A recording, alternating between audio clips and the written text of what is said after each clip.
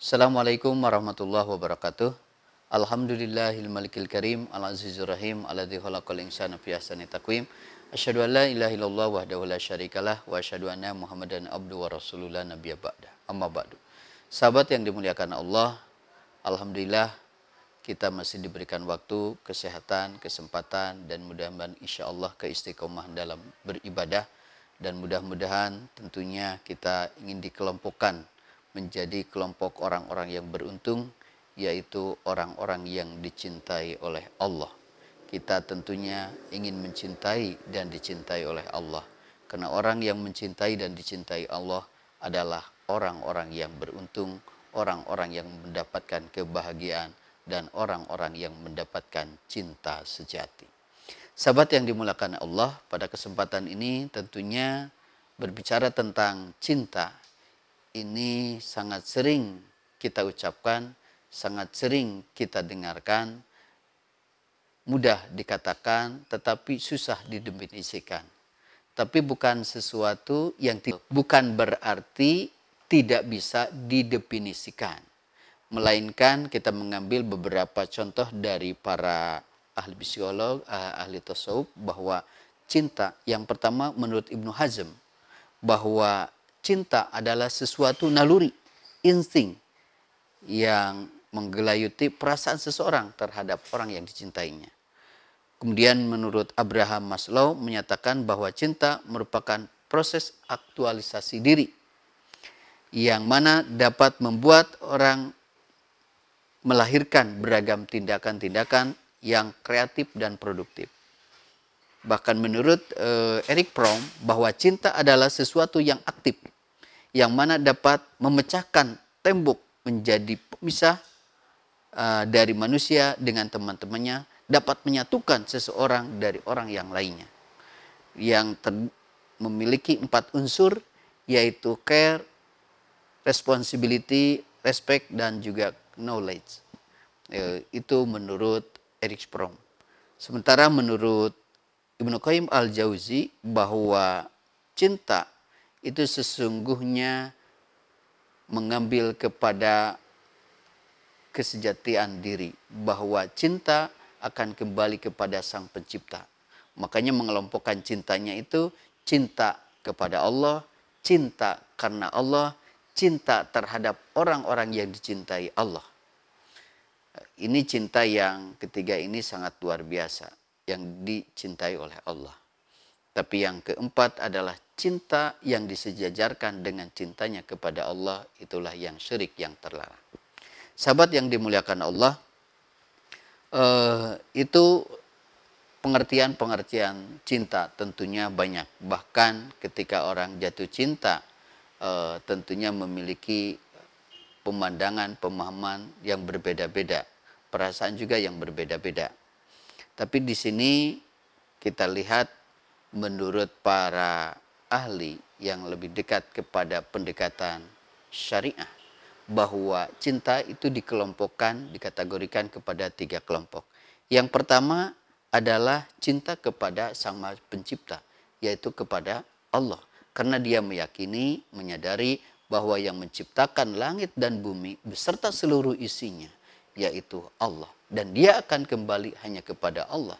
Innalillah wa inna ilaihi raji'un. Itu adalah cinta yang pertama, yaitu cinta kepada Sang Pencipta, cinta kepada Allah. Nah, ini melahirkan perbuatan-perbuatan yang positif. Tentunya nanti akan melahirkan cinta-cinta yang lainnya. Kemudian yang kedua, yaitu cinta kepada manusia. Cinta kepada manusia, para ahli mengelompokkan tingkatannya, yaitu yang pertama harus cinta kepada Nabi. Karena Nabi ini dijadikan bagi umat muslim, bagi umat Islam adalah menjadi uswah teladan, contoh dalam kehidupan kita. Kemudian sebaik-baik contoh adalah Nabi kita, Nabi Muhammad SAW. Bagaimana Nabi yang dipenuhi rasa cinta itu sangat luar biasa. Hub atau mahabbah dalam bahasa agamanya, yaitu yang mendorong Nabi untuk senantiasa menyebarkan berbagai kebaikan, menyebarkan dakwah, tidak mengenal siang ataupun malam, sanjungan atau caci maki, bahkan lemparan batu. Tetapi Nabi tetap kuat. Kenapa? Karena dorongan cinta itulah yang membuat Rasulullah, Nabi tercinta kita, terus berjuang. Yaitu rasa cintanya kepada Allah. Melebihi dari yang lainnya. Subhanallah. Maka menjadi inspirasi, menjadi sebaik-baik contoh, suri teladan kita kembali kepada Rasul. Rasul sebagai diri pribadi yang sangat luar biasa. Rasul sebagai kepala keluarga.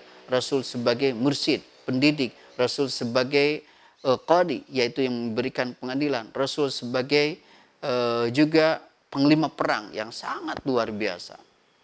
Dan itu semuanya yang dilakukan oleh Rasul dilandasi oleh mahabbah, kecintaan kepada Allah. Sehingga ucapan dan tindakan pun yaitu tindakan dan perbuatan yang sangat positif. Ketika banyak orang yang melakukan seperti contohnya yaitu kaum Aus dan Khazraj yang bermusuhan, berperang begitu lama. Tapi ketika Rasul memberikan contoh dengan penuh keteladanan, penuh kasih sayang, penuh kecintaan, bisa menyatukan mereka. Begitupun kisah Rasulullah dengan orang Yahudi yang buta. Ini sangat luar biasa. Bagaimana tidak luar biasa. Bayangkan orang miskin, beda agama, Yahudi, kemudian juga buta. Dan setiap kali Rasul menyuapi, setiap kali pula dia mencaci maki Rasul. Tetapi subhanallah setiap kali itu pula Rasul menyuapinya. Dan tidak berhenti sampai Rasul wafat. Dan ketika digantikan, yaitu oleh Abu Bakar, ternyata yang buta ada sesuatu yang berbeda. Kenapa ini? Ini bukan yang biasanya ya, kata yang buta ini. Iya. Yang biasa kemana? Yaitu telah wafat. Siapakah itu? Yaitu Nabi tercinta Nabi Muhammad SAW. Luar biasa. Oh betul itu Rasulullah. Padahal mas setiap kali menyuapi maka saya akan mengomeli. Saya mencaci, saya memaki. Tapi dia tidak pernah marah. Dan Abu Bakar pun merasa tidak bisa menggantikan begitu uletnya, begitu ikhlasnya, begitu cintanya, begitu sabarnya, yaitu yang dilakukan oleh Rasulullah. Sehingga apa? Dengan perilaku yang agung, yang suci, yang mulia, yang penuh dengan keikhlasan, penuh dengan kecintaan, melahirkan hidayah, yaitu dia mendapatkan hidayah. Orang Yahudi tadi. Kemudian sahabat-sahabat yang dimuliakan Allah, itu cinta kepada Nabi. Kemudian cinta kepada sesama muslim. Saudaraku yang dimuliakan Allah, tentunya sesama kita, sama kaum muslimin, kita harus saling mengasihi, saling memperhatikan, apalagi pada sekarang ini masa corona, banyak saudara-saudara kita.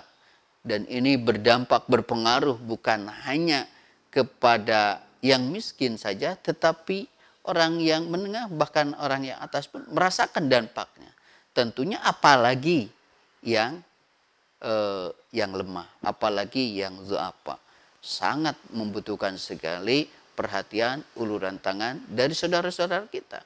Mari kita perhatikan, mari kita berbagi. Kalau dicontohkan sangat luar biasa, saling membantu, saling menolong, yaitu kaum Ansor dan Muhajirin. Baru bertemu tetapi sangat luar biasa, dia mengakui, menyadari bahwa muslim adalah saudara.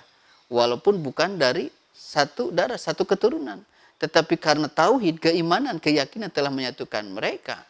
Maka kaum Ansor yang senantiasa menyebut kaum Muhajirin yang berhijrah untuk menegakkan kebenaran dan membela kebenaran, itu disambut dengan sangat luar biasa. Bahkan ditawarinya itu bukan hanya makan minum saja, sampai tempat tinggal.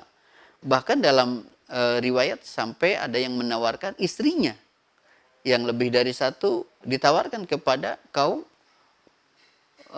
Muhajir. Dan kaum Muhajir bukan berarti mentang-mentang ketika ditawari dari kaum Ansor itu langsung mau, langsung mengambil, tidak. melainkan sesuai dengan proporsinya, dengan kebutuhan.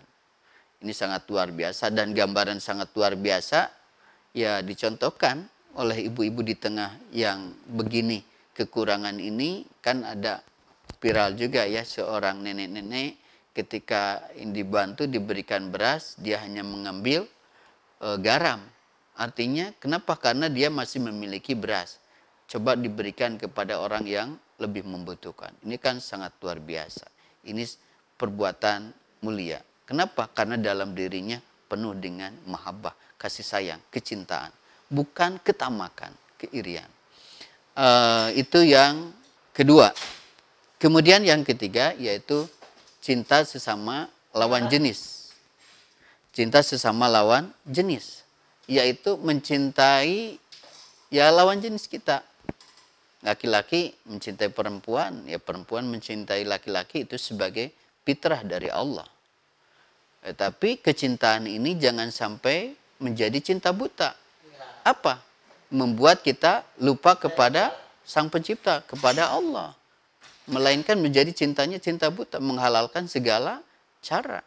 Nah, ini yang ingat saya Kang Firman, ada pada waktu kuliah mengambil sebuah skripsi, judulnya pun terapi cinta ya, bahwa cinta itu bisa menjadi sebuah, digambarkan seolah-olah penyakit apabila tidak dilandasi dengan landasan yang benar, pijakan yang benar, niat yang benar, sehingga menimbulkan berbagai penyakit-penyakit yang akan mempengaruhi cintanya.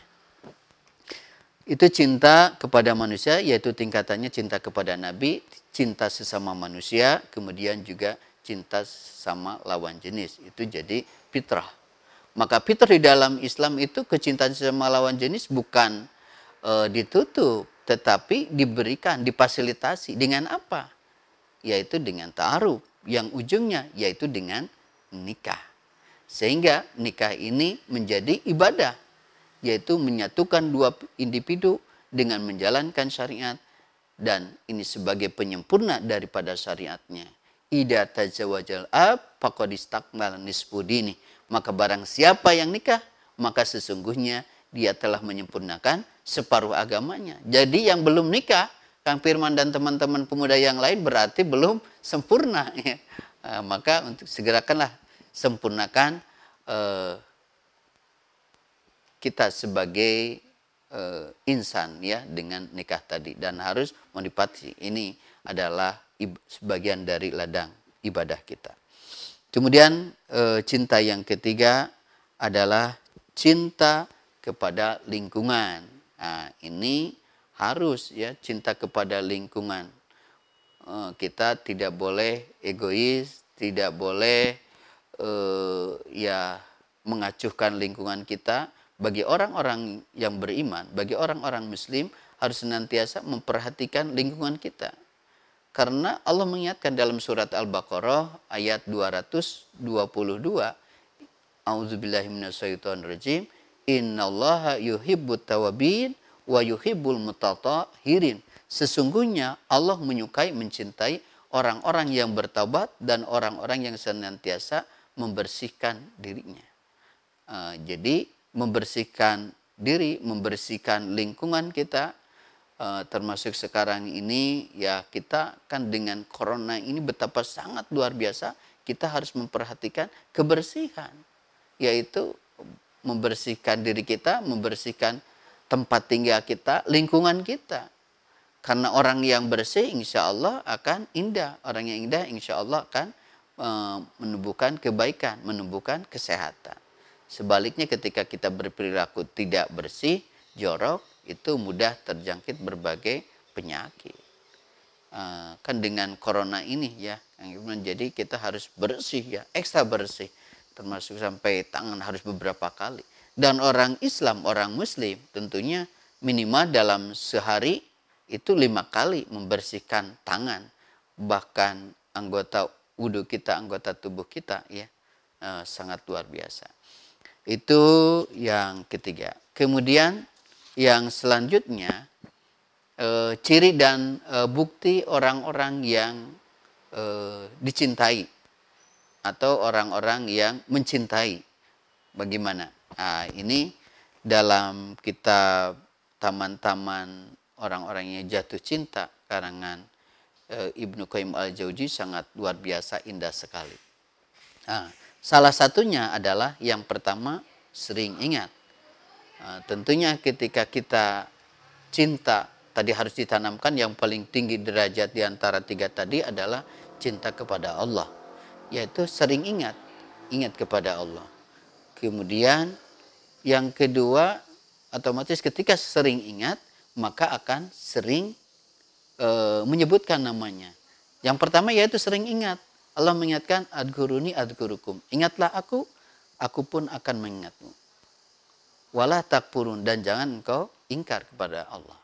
Nah, jadi ini yang pertama harus senantiasa menjadi ciri dan bukti bahwa kita cinta kepada Allah, cinta juga kepada sesama makhluk yang tadi, itu menjadi bukti adalah sering ingat. Yang kedua, sering menyebut namanya. Nah, jadi ketika engkau bilang, saya tidak suka ke seseorang, tapi seseorang tadi sering disebutkan namanya, berarti dia indikasi cinta atau suka kepada orang tadi. Apalagi kita tadi mahabbah, cintanya kepada Allah, maka harus banyak menyebutkan asma-asmanya. Karena ciri dan bukti dari kecintaan kita yaitu man ahabba syai'an faqad kasira dzikruh. Maka barang siapa yang cinta terhadap sesuatu, maka dia akan banyak yaitu menyebutkannya. Nah, jadi cinta kepada Allah harus sering-seringlah menyebut asma-asmanya. Ya Allah, ya Rahman, ya Rahim, ya Malik, ya Kudus, ya Salam. Termasuk di dalamnya yaitu Asmaul Husna. Kemudian yang ketiga, ciri dan bukti bahwa kita cinta adalah kepatuhan, ketaatan terhadap yang dicintainya. Kalau kita cinta kepada Allah, maka harus ada sebuah ketaatan. Yaitu ketika kita mendengar, ketika kita diperintahkan, sami'na wa ata'na. Kami mendengar dan kami mentaati. Itulah sebagai ciri dan bukti orang-orang yang mahabbah, cinta kepada Allah. Begitupun ketika cinta kepada Allah harus dibuktikan. Ketika ada panggilan yaitu untuk hayya 'alas shalah, segera lakukan sholat. Bahkan sebelum itu pun kita sudah mempersiapkan. Gitu. Contohlah Kang Firman mau ketemu dengan calonnya. Berarti kan ketika ketemu jauh-jauh sebelum hari haknya, sebelum waktunya mempersiapkan diri. Begitupun kita dengan Allah. Jadi ada sebuah kepatuhan, ketaatan, dan kepersiapan. Kemudian juga ada yang bukti cinta kita adalah kesetiaan, setia. Jadi begitupun ketika kita cinta kepada Allah, maka kita harus setia kepada Allah. Untuk apa tadi setia? Menjalankan apa yang diperintahkan dan menjauhi apa yang dilarang atau yang tidak disukai oleh Allah. Itu bukti kecintaan. Apabila kita sebaliknya, kita tidak taat, bahkan melakukan apa yang dilarang, berarti kita tidak setia. Berarti kita mengingkari kecintaan kita kepada Allah. Jadi di sini. Kemudian yang berikutnya adalah sebagai ciri dan bukti kita mencintai adalah ada rasa zauq. Zauq itu ada rasa rindu, kerinduan kepada Allah. Yaitu dengan apa? Sekarang tanda-tandanya tentu kita merasakan ya rindu kepada azan. Tapi adanya yang maghrib ya, yang firman yang kita rindukan.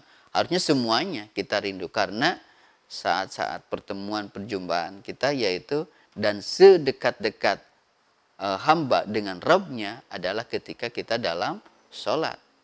Dan sedekat-dekatnya ketika kita dalam sujud. Maka momentum ini harus dijadikan kita sebagai pelepas rindu kita kepada Allah. Karena di dalam sholat kita yang diawali dengan takbir Allahu Akbar, Allah Maha Besar, dan diakhiri dengan salam Assalamualaikum, Assalamualaikum, keselamatan di kiri kita, di kanan kita. Itu menggambarkan bahwa segala sesuatu selain daripada Allah itu kecil. Permasalahan-permasalahan kita ketika kepada Allah itu kecil.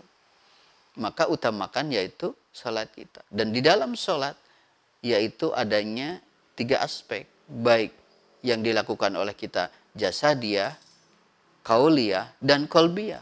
Dalam jasadiyah kita agar senantiasa yaitu sehat. Dalam kauliyah kita senantiasa memberikan sesuatu yang baik.